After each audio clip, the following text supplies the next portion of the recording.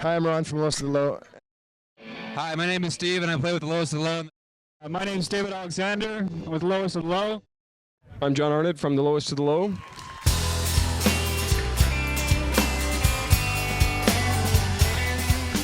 If you are lucky enough to create something exceptional, it's timeless.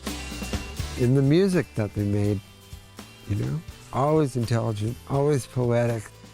They never did a dud night. Shakespeare My Butt is gotta be one of the greatest Canadian records ever made in the history of Canadian music. I like that record that much. The word sellout was around every corner. I don't think they were ambitious in that way. They didn't want to be rock stars. The Low were very strong in terms of what they tried to do. They had this really great work ethic. The Low is a yardstick for a lot of people's coming of age. They went 4 singles deep on an indie record. That's fucking unheard of. Every musician gets fucked over by their label or their agent or their this or that. They're trying to create good relationships with people they could trust. I don't know that I've ever seen Ron do anything because he thought he was going to get rich doing it. And when you understand Ron's motivation is completely not about rock stardom or money, it makes it easier to understand his actions. I'd heard that when Ron was writing Shakespeare My Butt, that he wrote a lot of the songs in a very short period of time, that he's just in a really creative period.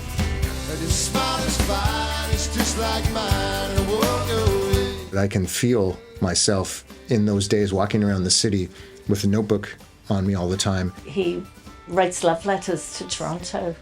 They left so much money on the table, and that I can tell you for a fact. It was the best time of my life, to be honest. It really was. One of the greatest bands to ever grace the land. You can't write unforgettable songs if you don't have passion. Lowest of the Low have unforgettable songs. They're not going to be forgotten. They're going to be rediscovered again and again and again. At least I hope they will.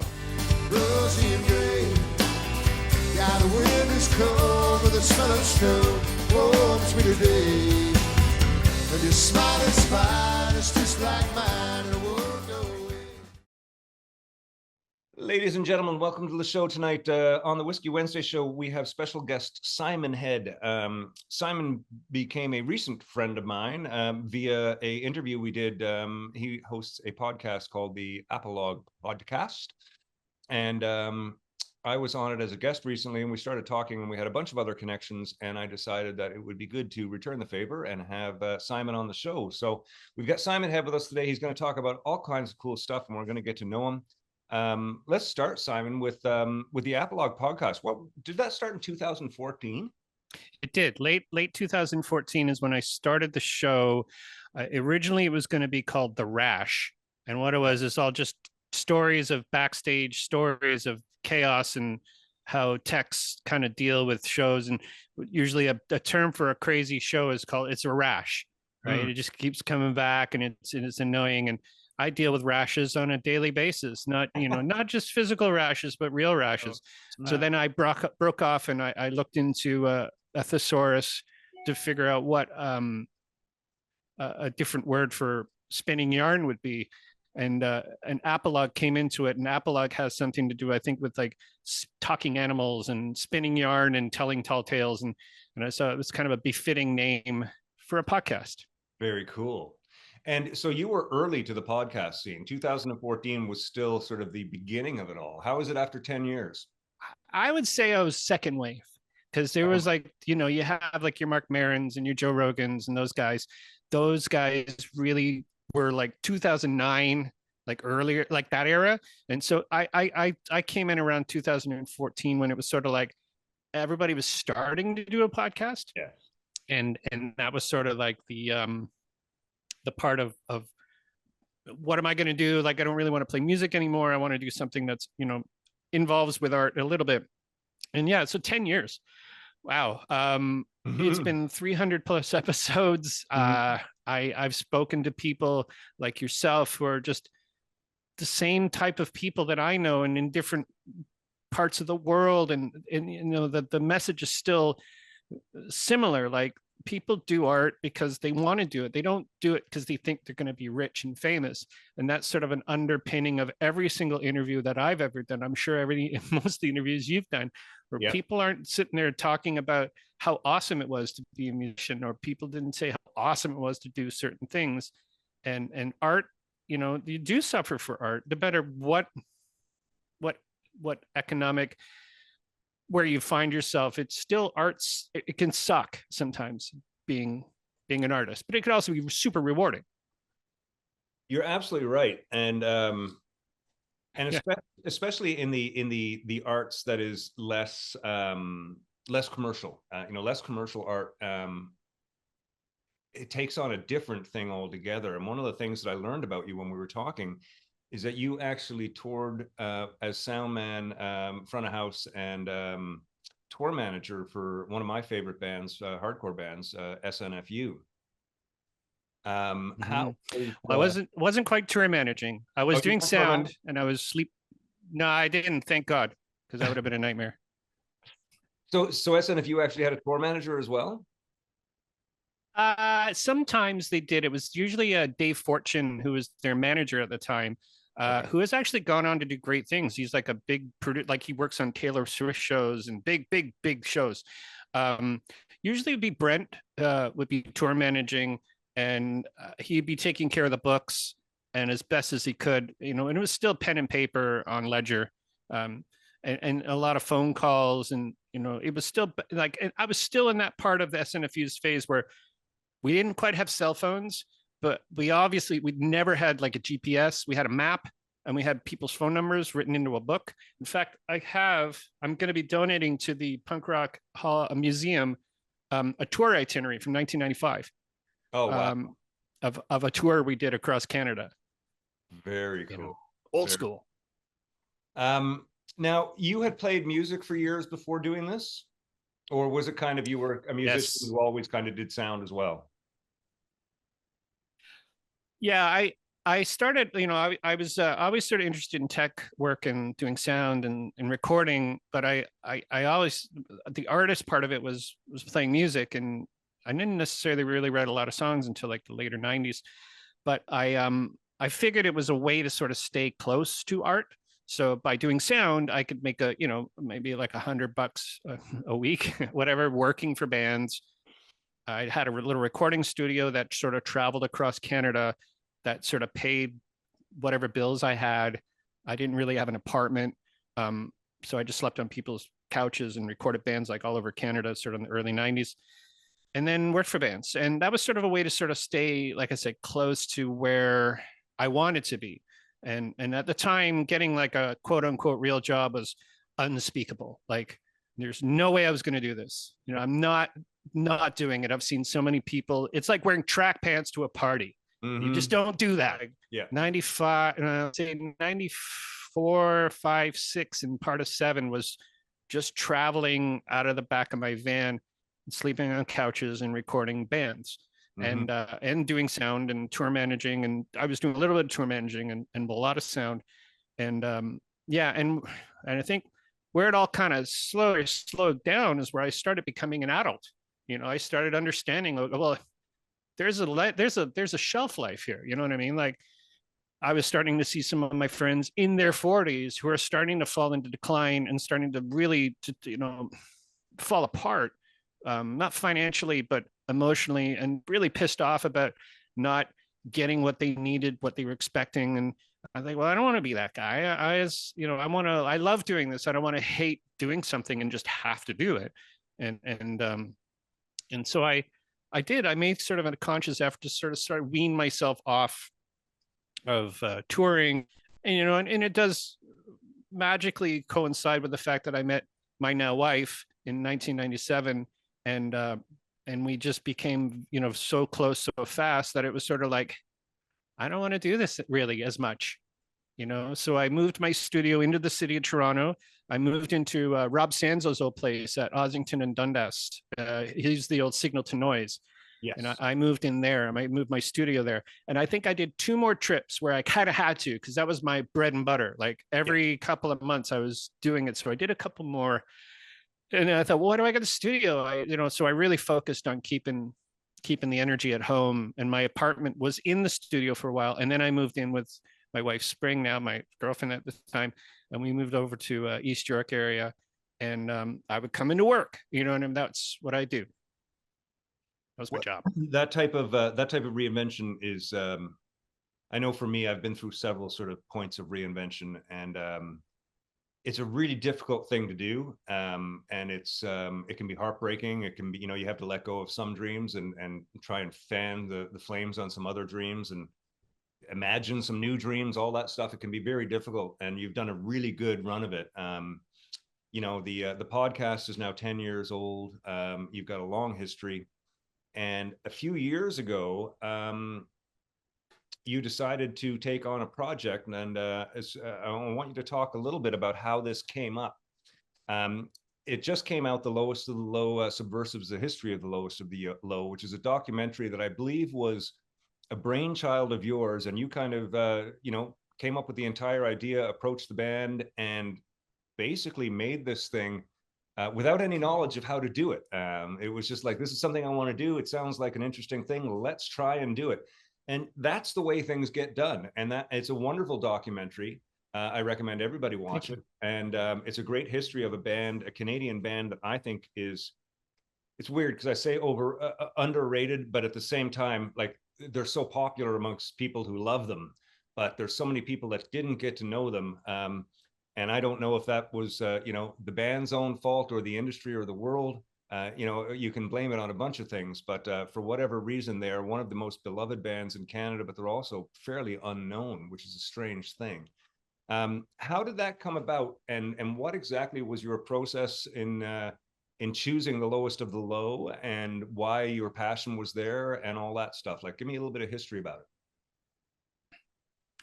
Well, I got called to do the Lowest of the Low had just released an album called Do the Right Now, I think in 2017. And I mean, the story of me knowing Ron kind of goes back to like I want to say like 96-ish, around the Toronto days, where Ron was like heavily drinking and heavily I was working at Ted's Wrecking Yard, I was doing sound there, and I ran into Ron, and and Ron was just like calling me a big city guy. I go, dude, I'm not even from here. Like, you're more big city than I am. So it was sort of this banter back and forth. And there was a funny moment where we're like walking from Ted's, and we're getting like sneaky bees, and we're hanging out with John Sutton, who's playing bass in the Wicked Ends at the time. He goes, I got to go take a piss. So he goes in, and then so Ron and I just sat there in silence. And I actually jokingly said, Ron, we don't need to talk if you don't want to talk. And so I was sort of giving him the gears a little bit. And so that's how I met Ron. And then Ron and I slowly just kept sort of getting in touch with each other here and there.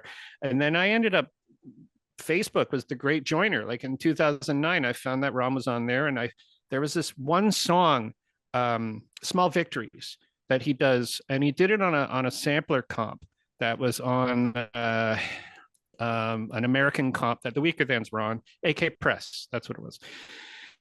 And this song is so beautiful. And then I ended up finding out that it was in 2015 on his Garden Songs album. And I'm like, oh, that song's so good, because I just clued my memory. And then I added him on Facebook, and we sort of talked a little bit here and there. I said, well, if you ever needed like sound guy or anybody sort of help you out, you let me know. And I got a call from Jeff Rogers, who used to manage Rusty, who I used to work for in the late 90s. It's like, they need a broadcast guy to come in because they're doing the global television morning show, which if you've done it, they are like the worst things to do. You got to be there like 4 a.m, and sort of be ready and chipper. And so we did that. And so I put together this little system for them to go in, and I did the broadcast mix for their one song they did for Power Lines, Do the Right Now. And it was cool. And they had this guy, Mark Crane, who was their guy, but he also worked for Sheepdogs. And so he was sort of becoming more busy with them. Mm-hmm. And I sort of like, well, I'm right here, so I ended up kind of getting the gig in 2017, 18, part of 19. And then that thing happened where the world fell apart. And I got to sort of know and love this band, not just because of the great songs, but how they carried themselves as musicians. They're super humble. They have no visions of grandeur, and one might say to their detriment, where if they had higher hopes that maybe they'd be more successful, but maybe they wouldn't. Maybe they'd all be super grumpy and cranky, that what we were talking about before, they weren't getting what they wanted. They said, well, fuck it, I'm out. I don't know if I can swear on this, but yeah, totally. Okay. So, rather than saying like, fuck it, I'm out. And so Ron has this realist way of looking at things.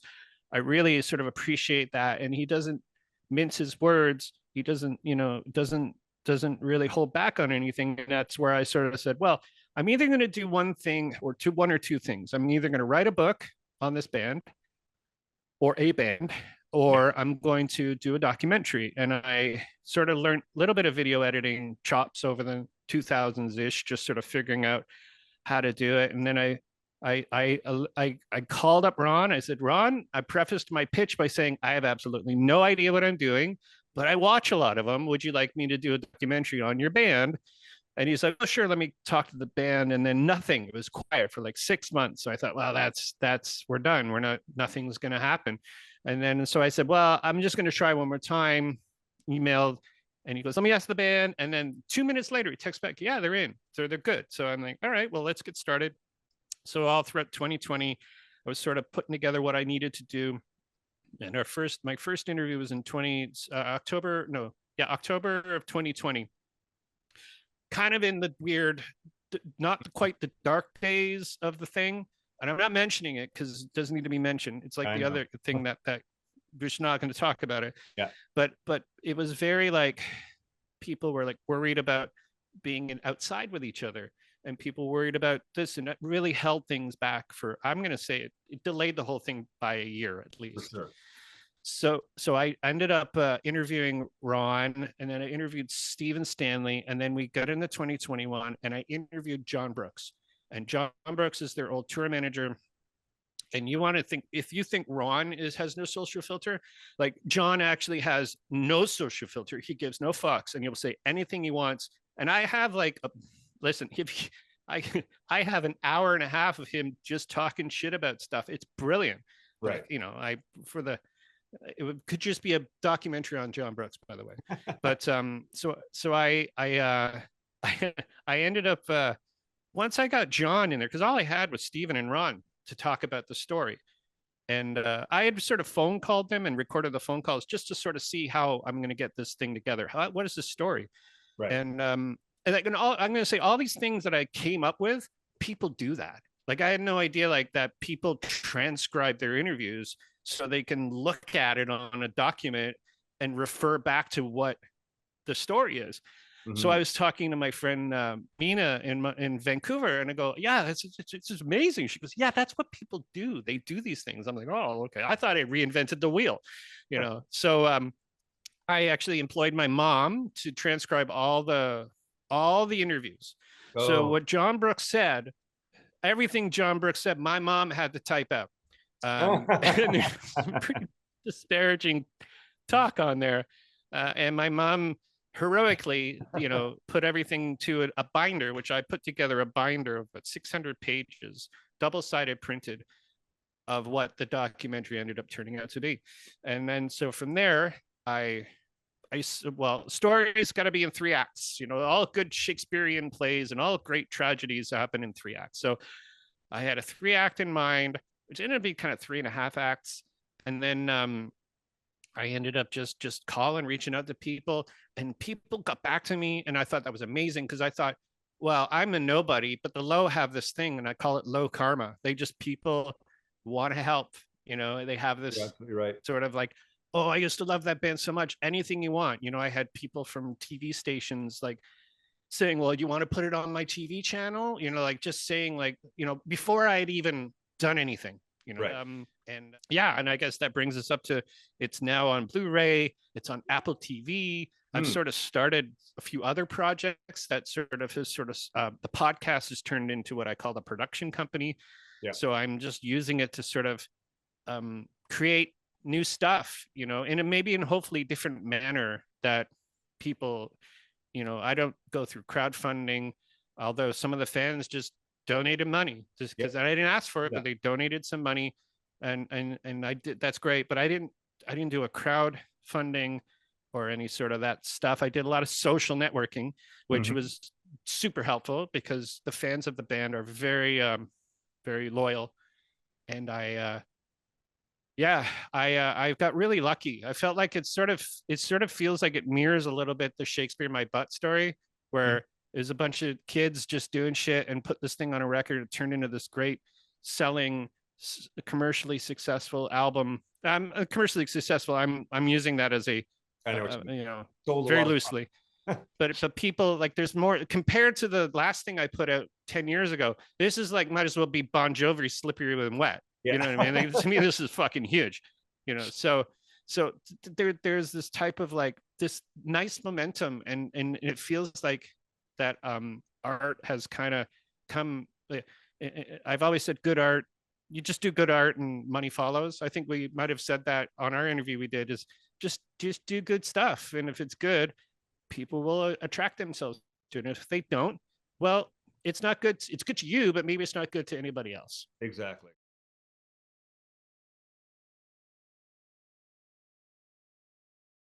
I hate watching the news. I hate world events. I hate politics. I find that for my world, it's never been something that I've wanted to activate. And I know that might be seen as it's my own, it's like a religious opinion. You know, you don't talk religion, politics, or sex. But in the low camp, like, how is it being immersed as a sound man, somebody who's not in the band, how is it being immersed into like that big of a political movement, for lack of a better word? I mean, they are a great band, no doubt, but they have a political agenda as well. And I imagine that also comes into kind of, you know, choices of what you're picking off the menu at dinner time. How was it being an outside member of the band and spending all this time with them and being surrounded by so much political activism? Or are you politically aligned with them, or was this something that draw you to them? How did that all work with you, the politics of Lowest to the Low? Well, first of all, there's no political agenda with food with them. Okay. They'll eat everything and always, and in fact, we'll be like eating dinner, and someone will go, "Where are we eating breakfast tomorrow?" So that's usually becomes a discussion during dinner, is what we're going to eat the next time. Right. Even at one time we played Meaford, where we all got into town at 3, we ate, and then we did the sound check, and then we ate again. So Ron actually mentioned, like, we've eaten twice in your town, like, and he said something like, your town is delicious. So there's no real, I know what you're saying. But when it comes to myself and their political alignment, I can't disagree with what Ron's saying. What he's saying is, obviously we need to have equal rights. Women should choose their own things for their own selves. But at the same time, he's had really great conversations with people who are not aligned with him, and I think that's what makes us adults, is like, hey man, you can have your opinion and I have my opinion, but it doesn't necessarily mean we have to agree. And I think that's how I've sort of carried myself with politics, or with, I don't claim to know a lot of things or be super, involved. I do know that there's some bad folks out there and there's some good folks. And I always love to sort of tease the people when they start saying like, fuck Trudeau. I go, but he's so damn handsome, so that is my way of deflecting the fact that I don't, listen, whatever happens, they're all crooked. I don't, Exactly. And if you're a songwriter that writes politically motivated music, there is no shortage of material out there to write about. There's always something, and, ever since, he's writing songs about the Spanish Civil War, and it's like, and making a great song out of it. And I can't disagree with what he's saying. Right. I have to like, I don't argue because he's fucking smart. I wouldn't say, come on, Ron, but I might do that as a joke, saying like, maybe Trump's not so bad. You don't know, and just to start poking the flames a little bit in the fan.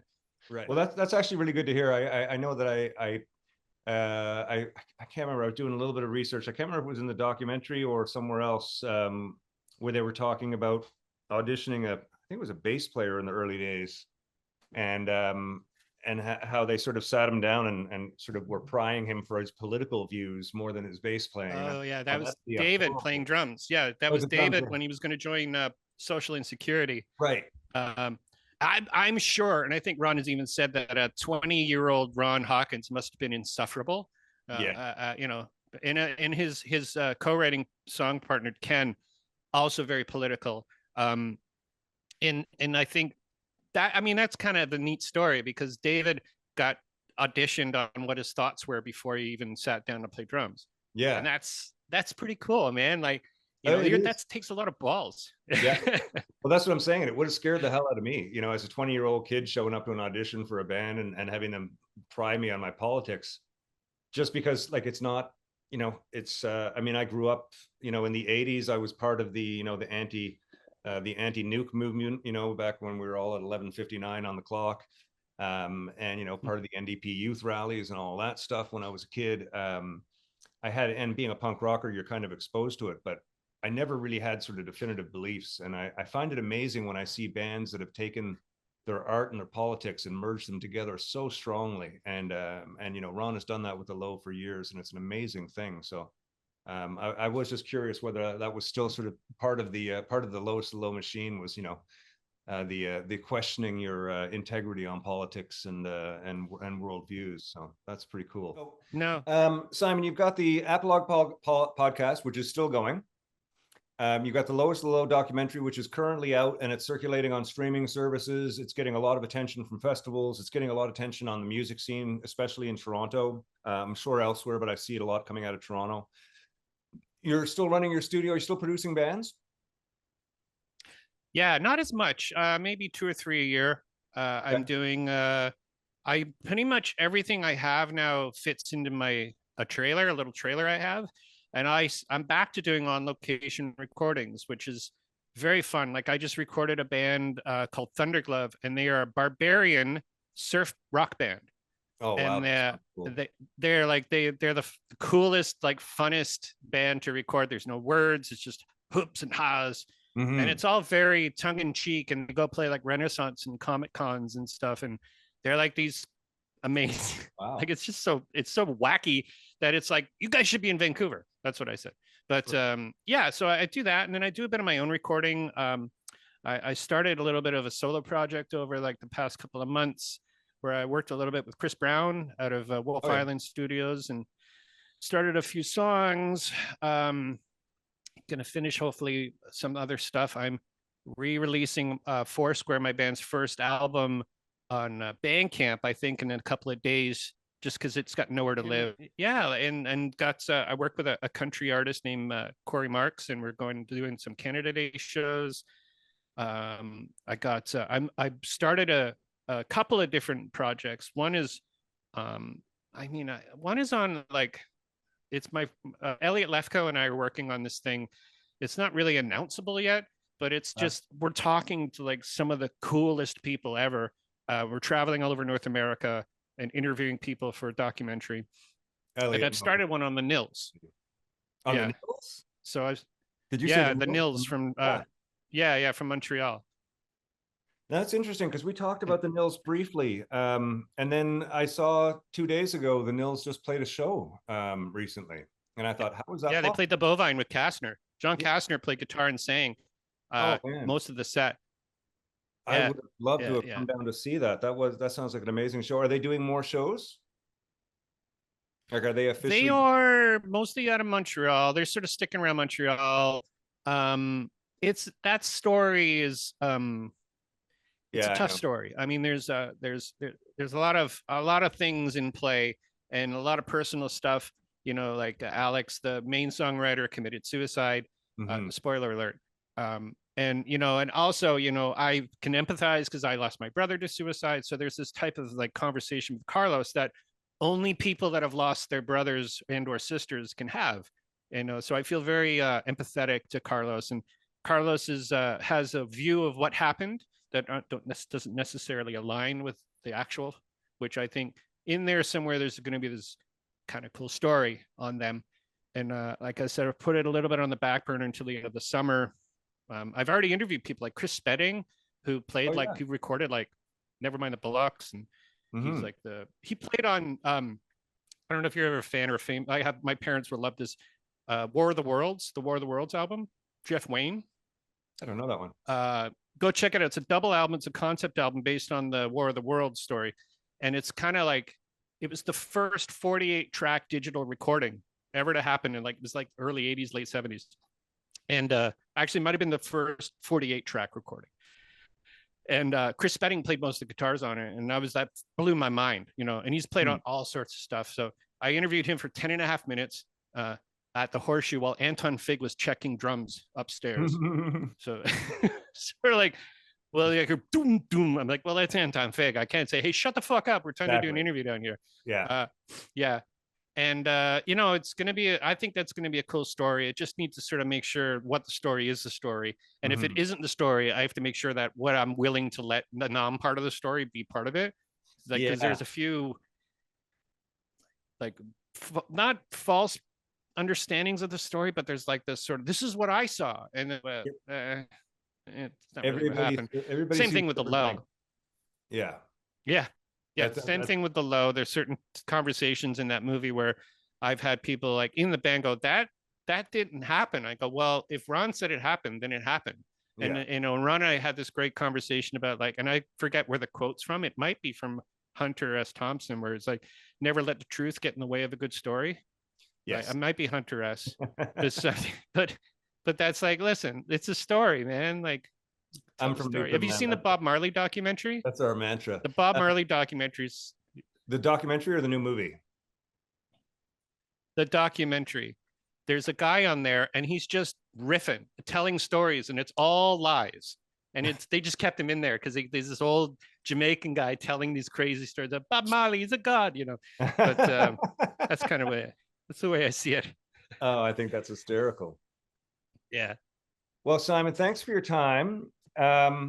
Before you go, and this is sort of this is just because I'm such a fan of SNFU and Chai, and no offense to any of the other members or the entire legacy of that, but like, what was it like working with Chai? I mean, I can't imagine. I met him once. My band opened up for him in St. John's, Newfoundland, when we had brought the SNFU back in 86 or 87.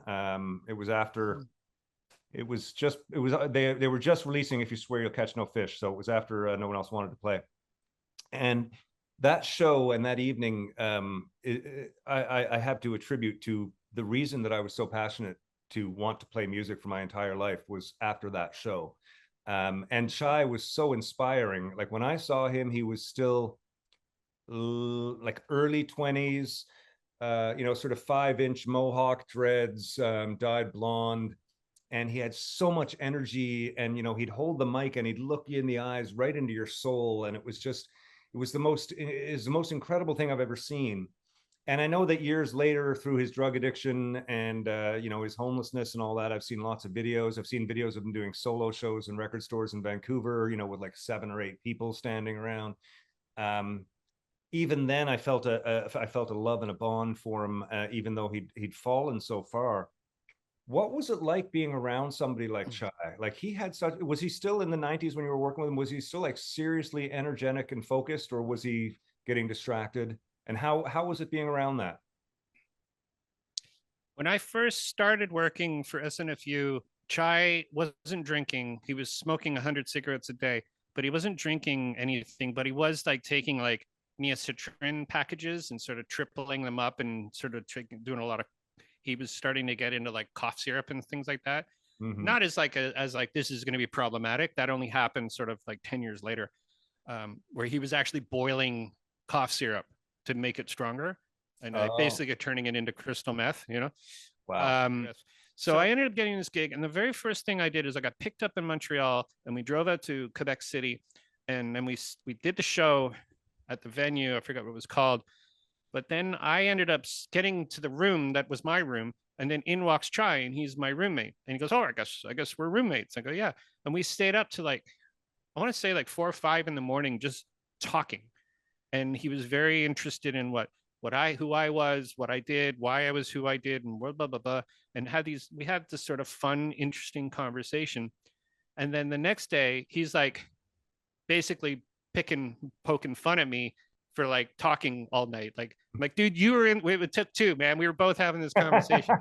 So, you know, he was definitely like one of those guys who could kind of like, he knew like how to, you know, dig the knife in when it came to poking, and he was very good at pushing buttons. And as a 20-year-old something, I definitely fell into a lot of his traps. And I think if I was 30 years older, like we all are, we start realizing like, all right, I'm not going to rise to this, you know. But I was in my 20s, it was pretty brutal sometimes, but also whatever. It was like I felt like I was part of the team, you know. Like we traveled all over North America, and he stayed in the room with me. We stayed in the same room because you double up on rooms. And there was one tour we did. It was in the winter, and we were traveling like the Midwest or whatever. And he wanted his boyfriend at the time, Bob, to do sound, and the band said no, we're taking Simon. And now I have to room with the guy who wanted his boyfriend to, you know what I mean, to go on the tour. So I'm like, so Chai was doing everything he could to get me like to quit so his boyfriend Bob could come, and that was the way I put it together. And one night we were like in Detroit, and you know, on the old Spectravision television channel, you have to be a certain age to understand this. Every time you hit a button, it would go beep. So I was like 2 a.m, and he's nocturnal. He'd stay up and draw and smoke cigarettes, and I would try to sleep. And I was usually pretty good at it. And this one particular night, he's like beep. He keeps changing channels, but he's you know, he's doing it to bug me. I go, Chai, can you just pick a channel? So I roll over and I hear beep, beep, beep, beep. I'm like, fuck you, I'm out. So I went and slept in the van. And I'm told the band, I was like, I'm just going to sleep in the van from now on. I cannot handle this guy. He's a fucking asshole. And so turned out for a couple of nights after that, Brent ended up staying in a room with Chai, and I would sleep in Mark's room. So then we sort of split us up for a while. And but he was definitely like, he was that guy. He was a button pusher. He didn't give any fucks at all. Yeah. And all the way to the, you know, the end of his life, he you know, I saw him, I think like 3 or 4 months before he died. I was in Vancouver, and you know, he's always hung out this one bar. And I went down, and I'm sitting there, and he's like, oh, he recognized me, but there was no conversation. It was very like, he's just sat there and drew. He was explaining to me, like, he shouldn't have been drinking. His liver was like falling apart. And he's like, I just have this one beer. He's trying to like justify. I'm like, dude, you do whatever you want. You know, I have no problems. And so he's drawing, and I'm like, just sat there for 5 minutes. I bought some art, and then I left, and then he died 3 months later. And that was my last seeing of him. But he was definitely a shell of himself. And somewhere in there, I just saw this interview with him, this guy just skateboarding around, and met up with Chai. And it was one of the greatest interviews I've ever seen him do. Like, I've had Chai on my show. Chai, the whole band, actually, at one point had them on the show in St. Catharines or something.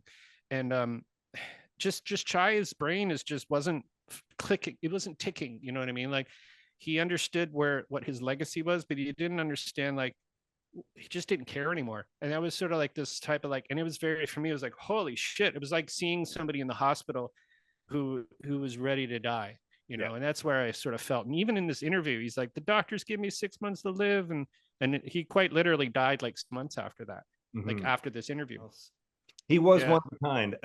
Like I say, that one evening that I spent with him and the band, seeing the band changed my life. I mean, hanging out with him after and drinking and smoking way too many cigarettes, that was just like a fun thing to do. But seeing the band and following them for years after was amazing. And I was always wondering, you're the first person inside the SNFU camp that I've spoken to, and I've always wondered what Chai was like, sort of, because the Chai that I saw when I first introduced to him and the Chai that I saw, you know, but just before he died, were two very different people. And totally. It broke my heart. I mean, it was a weird thing. I remember when Chai died, and I don't think I've done this for another musician before. I kind of went in to my bedroom, and I kind of had a little cry, and I was just like, why am I crying for this guy out of everybody that I've ever listened to? And it was just something. It was just a sadness, you know, from seeing such a great character and such a wonderful personality get reduced to a shell of what they used to be. And it's a tragic story, but thanks for sharing your side of it. That's a little guilty pleasure for me there. So thanks. No problem. That documentary broke my heart too, because after watching that, it was like, I didn't know, because I kind of tuned out after between 2001 and maybe 2010, I didn't really even talk with anybody in the band that much. We just sort of just did our own thing. I talked a little bit with Brent and very rarely with Mark, and even very rare with like Dave Reese and Rob Johnson. But Brent and I are still friends, but he would never update me on what Chai was doing because he didn't know, you know?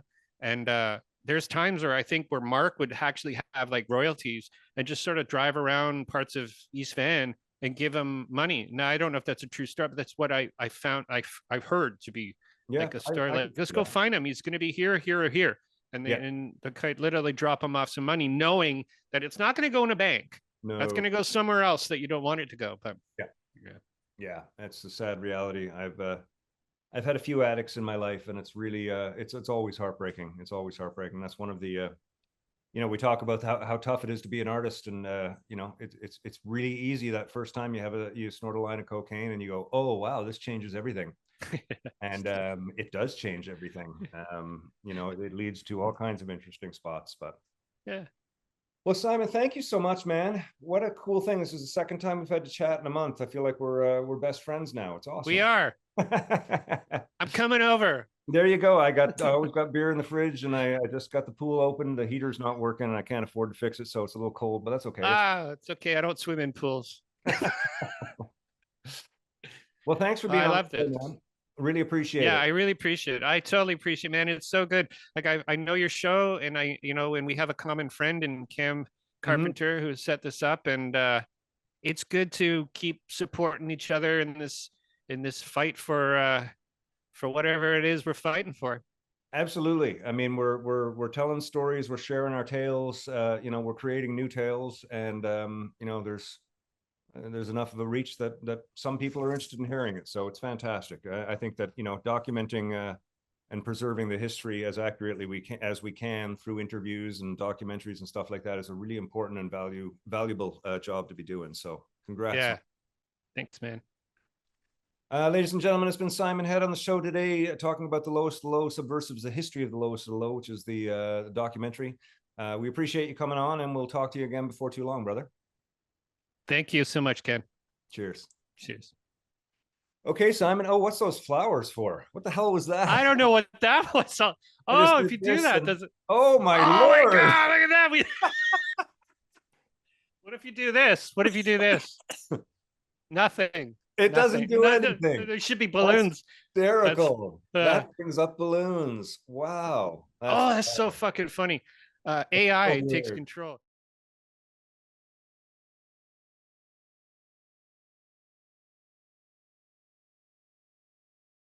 Hey Ken, here we go. These are two videos. Start with this one, The Barricade. I know you can cut these up and do what you need to do with them. If not, this will be an adorable intro to the song. This is called Barricade.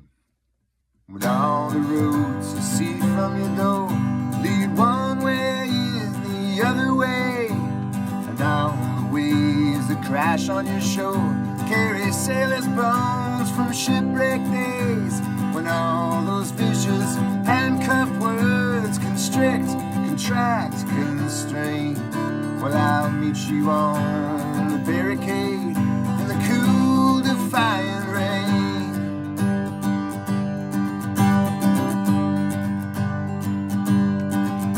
When you and your brothers held on to your mother's story, an unwritten page, well, they read you the rules and she sent you to school, and she paid for the bars on your cage, and you played a poison violin in a symphony of rage. Now it's time you traded that fucker in for a place on the barricade.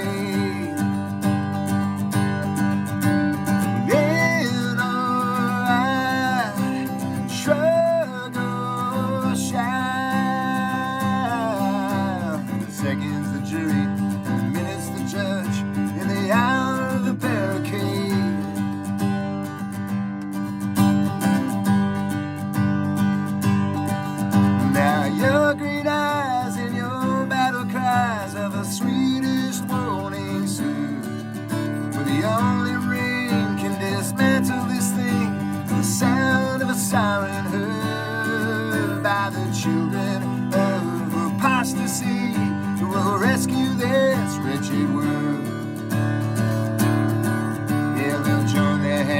like a barricade, like an insolent fist full of pearls. Stay or go now, no.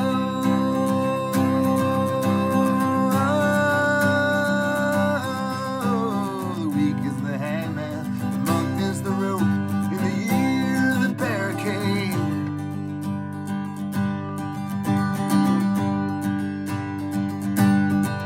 Now some vote with their heads and some vote with their hearts, some vote with the end of their dicks. Or you can vote with a ballot and you can vote with your wallet, but it's always a vote for the pricks. Yeah, so let me tell you this for free, well, my next vote's with a brick. I'm from somewhere behind the barricade, beyond the lies and the rhetoric. And if I see you on the barricade, I'll be sure to shake your hand. Oh, well, I'll help you build your barricade on the grave of this sleepwalking land.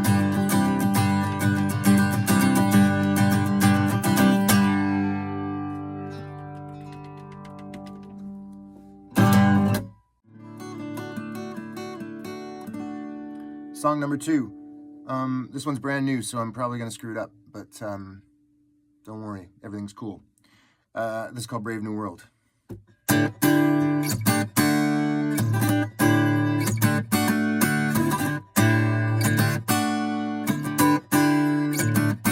Oh, this brave new world is full of cowards and liars, Holocaust deniers, all second guesses, second amendments, but who'll defend the new defendants?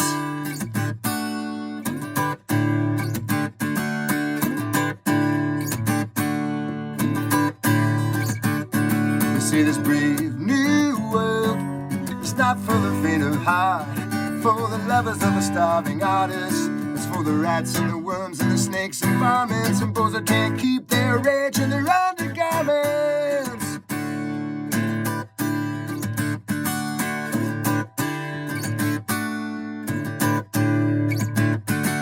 Now I just have to ask if you're an anti-fascist, then yeah, you do the math.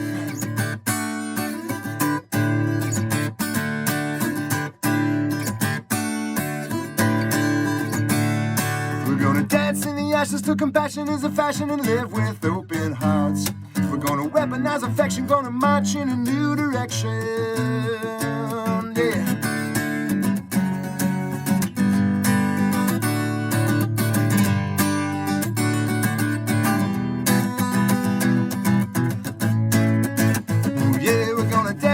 Ashes to compassion is a fashion and live with open hearts.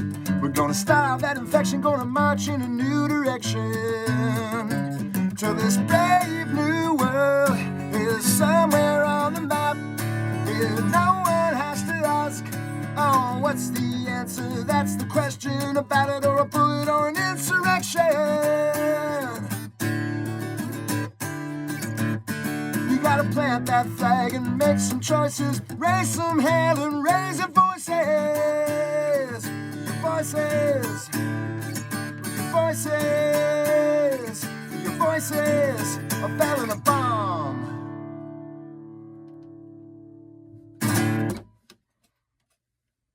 Brave New World.